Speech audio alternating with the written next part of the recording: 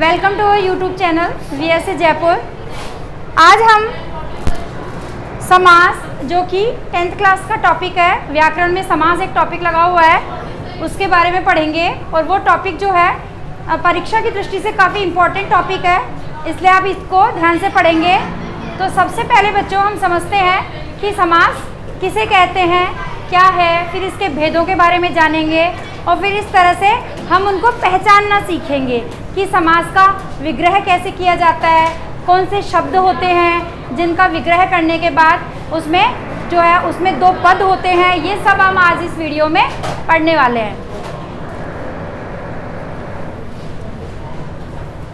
अब आपके सामने समास की डेफिनेशन है, परिभाषा है। जो पहली डेफिनेशन जो कि कामता प्रसाद गुरु ने दी वो है दो या दो से। अब देखिए इसके अंदर जो है आपको सबसे पहले ये देखना है कि जो परिभाषा कामता प्रसाद गुरु ने दी क्या लिखा है उसमें, दो या दो से। अब देखिए मेन, आप देखिए दो या दो से अधिक शब्दों से मिलकर जो नया और छोटा शब्द बनता है उस शब्द को समास कहते हैं। देखिए दो या दो से अधिक शब्दों से मिलकर, दो शब्द भी हो सकते हैं, उससे ज़्यादा भी हो सकते हैं, उनमें विभक्ति चिन्हों का यूज़ होता है। विभक्ति चिन्ह जो कि आप जानते हो, कारक के विभक्ति चिन्ह जैसे होते हैं वैसे ही विभक्ति चिन्हों का यूज़ भी किया जाता है और इस तरह से उनको मिलाकर एक नया और छोटा शब्द बनाया जाता है।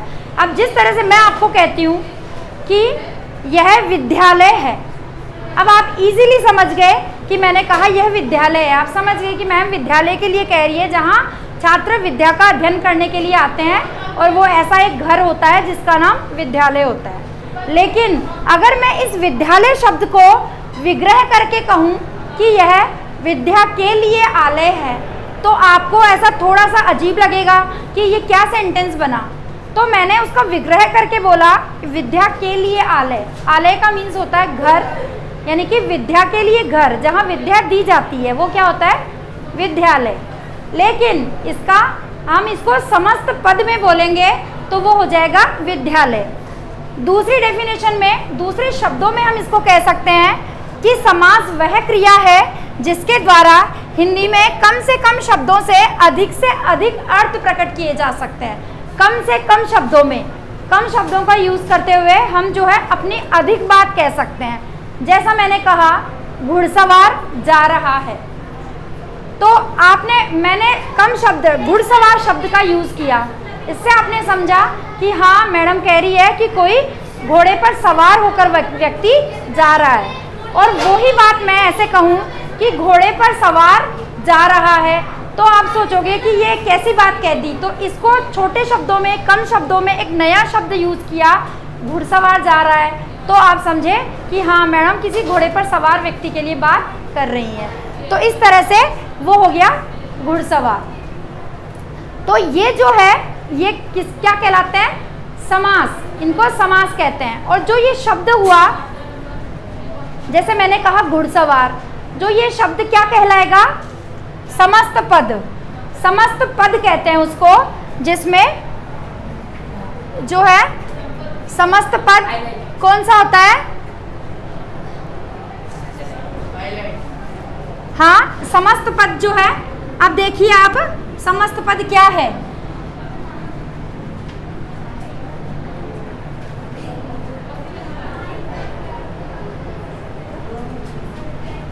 समस्त पद जैसे मैंने आपको बोला, कोई भी शब्द ले लीजिए आप अपने मन से, जैसे आप भी बोल सकते हैं, जैसे देशभक्ति बोला मैंने, देशभक्ति एक शब्द लिया।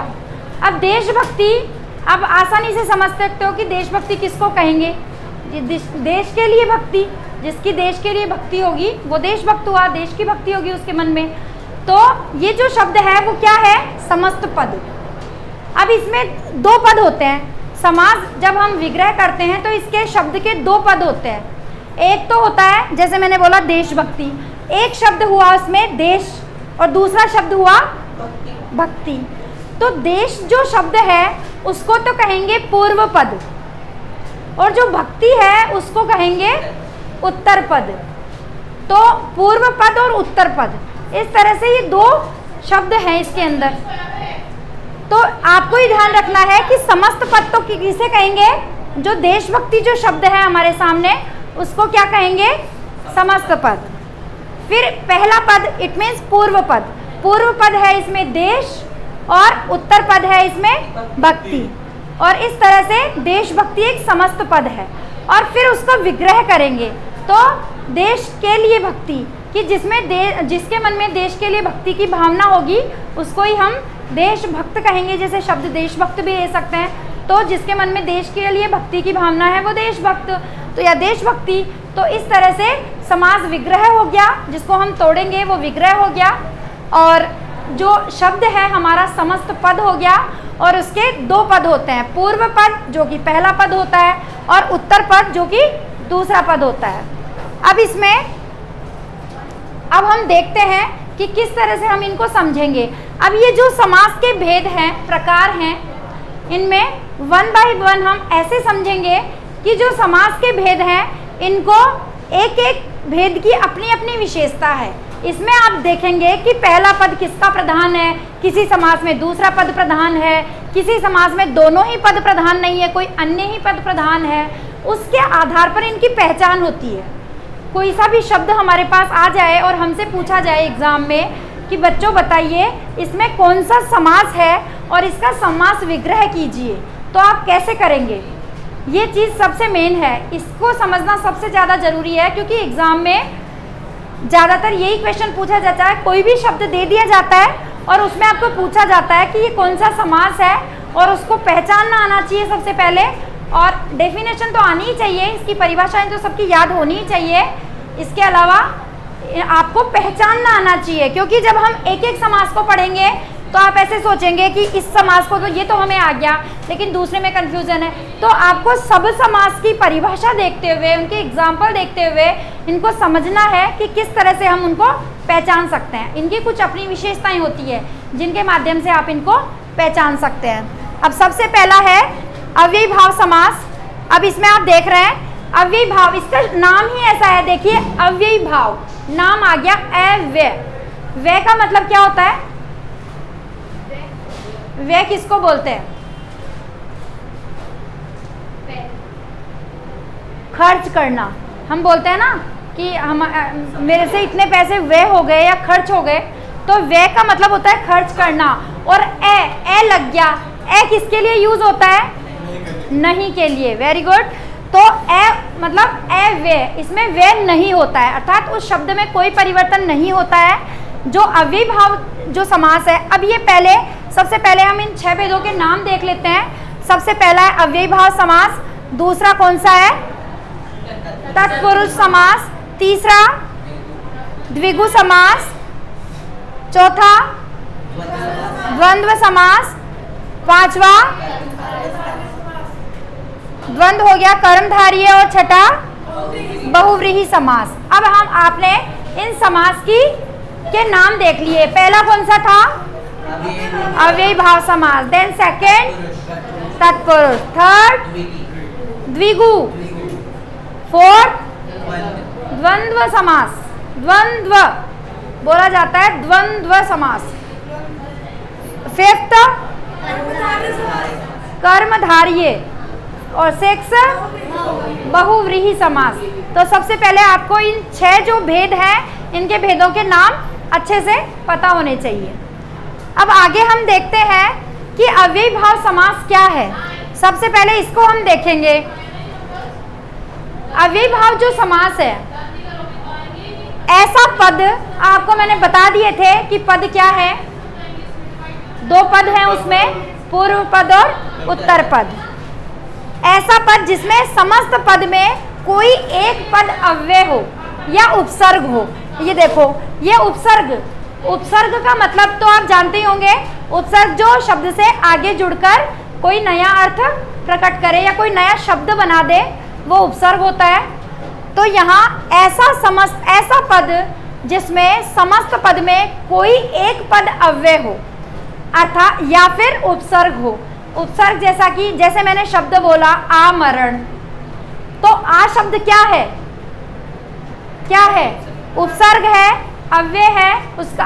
इस समास में इसको पहचानने की सबसे आसान ट्रिक ये है कि आपको ये ध्यान रखना है कि जो भी समास का शब्द आएगा, अगर वो अव्ययी भाव समास है तो या तो उसमें पहला पद उपसर्ग होगा और उसका कोई बहुवचन नहीं बनेगा। ये ध्यान रखना, उस शब्द का कोई बहुवचन नहीं बनता है, तो वो आपको अपने आप पहचान में आ जाएगा कि वो अव्ययी भाव समास है, क्योंकि उसमें अव्यय यानी उसमें कोई खर्च नहीं होता। कहने का मतलब है उसमें कोई परिवर्तन नहीं होता है।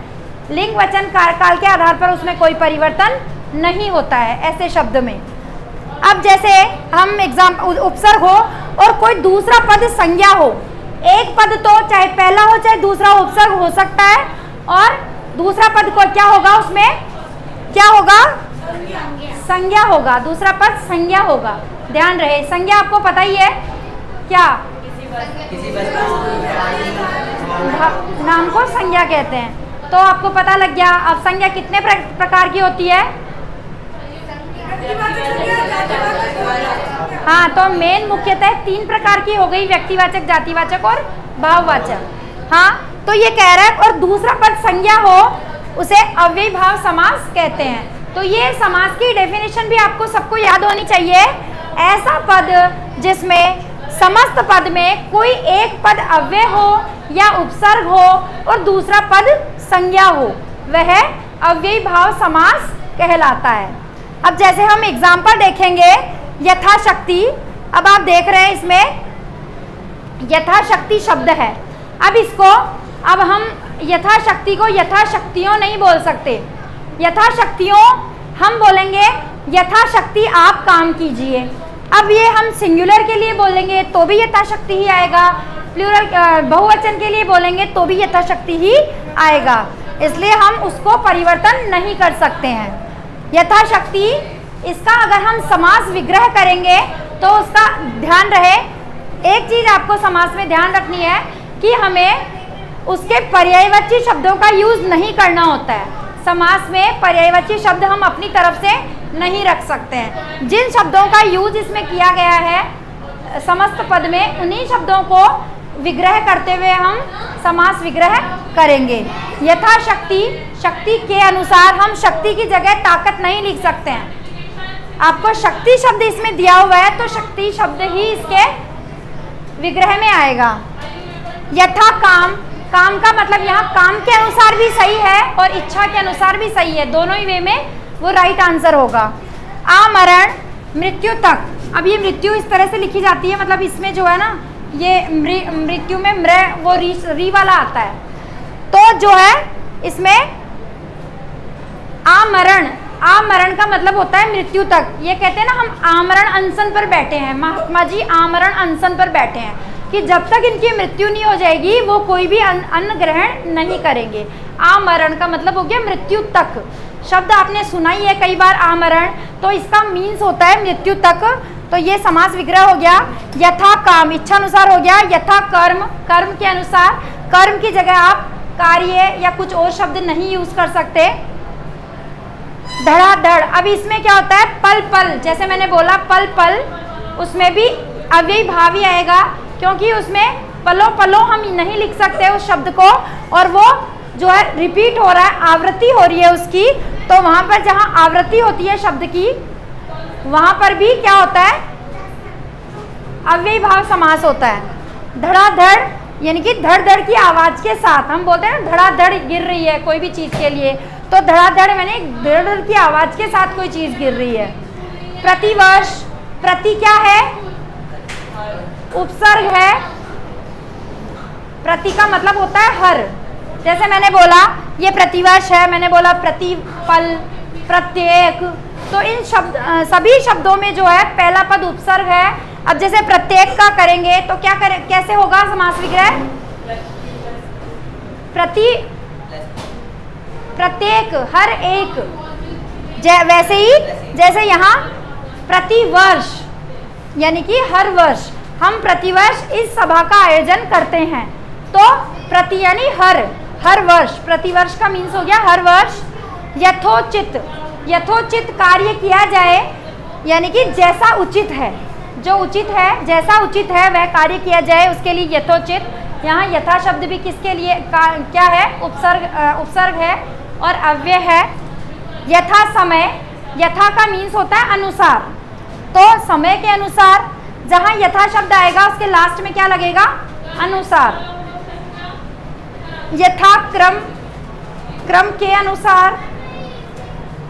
ऐसे ही हम ले लेते हैं आमरण, ये तो हो गया। यथाक्रम, यथाशक्ति हो गया। घर घर, घर घर, हम हर घर भी कर सकते हैं उसको और प्रत्येक घर भी कर सकते हैं, ये भी सही है। और हर घर आप करोगे तो भी सही है। घर घर, प्रत्येक घर या हर घर। आजन्म, आजन्म, जैसे हम कहते हैं सूरदास जी आजन्म अंधे थे, यानी कि जन्म से लेकर, वो जन्म से ही अंधे थे। कोई भी बात के लिए हम आजन्म बोलते हैं तो आ उपसर्ग का यूज किया है इसमें, ये उपसर्ग लगा है आ। इससे अव्ययी भाव समास की पहचान है कि पहला पद क्या होता है? उपसर्ग होता है। अब उपसर्ग तो बहुत सारे हैं। प्रतिदिन, प्रति उपसर्ग लगा है, यानी कि प्रत्येक दिन या हर दिन भी उसको बोल सकते हैं। यथा विधि, यथा का क्या अर्थ बताया था मैंने अभी? अनुसार, तो विधि के अनुसार। यथास्थान, यथास्थान हम कहते हैं ना कि आप यथास्थान बैठ जाइए, कि जो आपके लिए निश्चित स्थान है उस पर आप बैठ जाइए। तो इस तरह से यथास्थान, जो स्थान निश्चित है उसके लिए यथास्थान शब्द का यूज करते हैं हम। यथा इसमें क्या हो गया? अव्यय है, हम उसको यथास्थानो नहीं बोल सकते। हम चाहे उसको एक वचन के लिए यूज करें, चाहे बहुवचन के लिए यूज करें, कभी भी इसका बहुवचन नहीं होगा, वो एक ही शब्द चलेगा दोनों जगह। यथा संभव, जैसा संभव है या संभव के अनुसार या जैसा संभव है, तो आप यथा संभव, हम बोलते हैं कि जैसा संभव है आप वैसा काम कीजिए। यथा संभव, जितना संभव है, जैसा संभव है उसके अनुसार। तो यहाँ पर भी अव्ययी भाव समास है, इसको हम यथा संभव नहीं बोल सकते हैं। यथास्थिति, स्थिति के अनुसार, ये वही शब्द आ गया, इसमें अनुसार यथा का यूज हो गया। तो इस तरह से जो है अव्ययी भाव समास जो है उसमें आपने क्या क्या मेन बात सीखी, इसकी डेफिनेशन में सबसे पहले क्या लिखेंगे, क्या इसकी विशेषताएं हैं। पहली विशेषता क्या है? पूर्व पद इसका क्या होगा? उपसर्ग होगा। और दूसरा,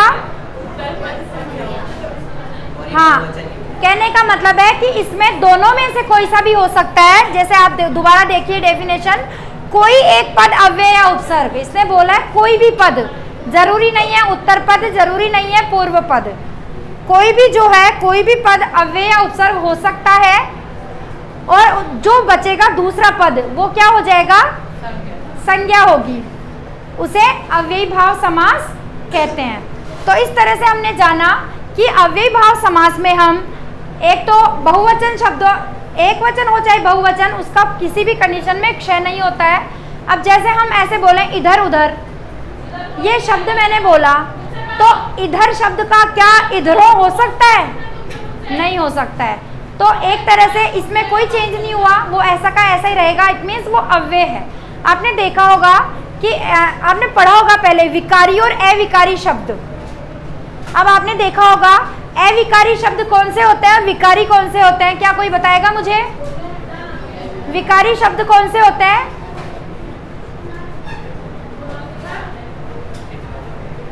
हाँ, विकारी, देखो शब्द से ही पता लग रहा है। विकारी यानी कि विकार, विकार का क्या मतलब होता है? वेरी गुड, विकार का मतलब होता है परिवर्तन। तो उसमें विकारी जिसमें परिवर्तन हो जाए, अर्थात अगर हम उसको किसी काल में परिवर्तन करें, काल, कारक, लिंग, वचन, काल, इनके आधार पर जिसमें परिवर्तन हो जाए वो विकारी शब्द होते हैं। और जो है अविकारी कौन से होते हैं? कोई परिवर्तन नहीं। हाँ, तो अविकारी ही क्या होते हैं? अव्यय। जो अव्यय है वो अविकारी को ही अव्यय कहते हैं। और विकारी में किस किस को लेते हैं हम? विकारी शब्द में कौन कौन से टॉपिक आते हैं? भाई संज्ञा में परिवर्तन हो सकता है, उससे जातिवाचक से हम भाववाचक बना लेते हैं, चेंज हो जाती है ना। सर्वनाम, विशेषण, और क्रिया, इनमें हम परिवर्तन कर सकते हैं। जाता था उसका जाती थी बना सकते हैं, भाई लिंग चेंज हो गया ना उसका, स्त्रीलिंग के लिए उसको चेंज कर दिया। लेकिन अविकारी जो होते हैं उनमें चेंज परिवर्तन नहीं होता है। तो ये आपको ध्यान रखना है, इसीलिए ये अव्यय हैं। अव्यय कौन कौन से शब्द होते हैं? ना हो। अब जैसे उसके भी भेद होते हैं, अव्यय के भी कौन कौन से होते हैं, क्या कोई बता सकता है? हाँ, आपने क्रिया विशेषण पढ़ा है? हाँ, तो वो क्या है? अब मैंने बोला राम धीरे धीरे चलता है, तो धीरे धीरे क्या है? क्रिया की विशेषता बता रहा ना, धीरे धीरे चलता है, क्रिया तो चलना हो गई, लेकिन वो उसकी विशेषता बताता है, इट मीन्स वो क्या है? क्रिया विशेषण। और उस धीरे धीरे में हम अगर राम की जगह सीता कर ले तो भी कोई परिवर्तन नहीं होगा, तो वो क्या है? अविकारी है। जैसे विस्मयादि बोधक होते हैं, उसमें क्या कभी परिवर्तन होता है? अब जैसे मैं बोलूं हे सीता इधर आओ, हे राम इधर आओ, तो दोनों के लिए हे का यूज हुआ है, चाहे राम हो चाहे सीता हो, जबकि वो लिंग में परिवर्तन है, लेकिन उसमें शब्द में जो है अव्यय में कोई परिवर्तन नहीं हुआ है। तो इस तरह से आपको ध्यान रखना है। संबंध बोधक में भी, संबंध बोधक भी क्या होता है? अव्यय होता है, उसमें भी कोई परिवर्तन नहीं होता है। संबंध बोधक शब्द भी परिवर्तनशील होते हैं, अपरिवर्तनशील होते हैं। जैसे मैं कहूँ सभी बच्चे अपना काम जल्दी जल्दी कर लो ताकि डांस पीरियड में जल्दी से जा सको, तो मैंने ये शब्द बोला ताकि, क्या उसमें परिवर्तन होता है? कभी अगर मैंने उसको किसी भी काल में बोल दिया हो, चाहे उसको किसी भी जेंडर के लिए, बच्चे के लिए यूज़ किया, किसी बच्ची के लिए यूज़ किया, राम के लिए यूज़ किया, रोहित के लिए यूज़ किया, रमा के लिए यूज़ किया, कोई परिवर्तन उसमें नहीं होता है। तो इस तरह से अव्ययीभाव समास में भी परिवर्तन नहीं होता है। तो ये था अव्ययीभाव समास, जो कि समास का पहला भेद था। इसी के साथ हम ये वीडियो समाप्त करते हैं और इसके अगले वीडियो में हम आगे के इसके जो अन्य भेद हैं 5 वो पढ़ेंगे। Thank you.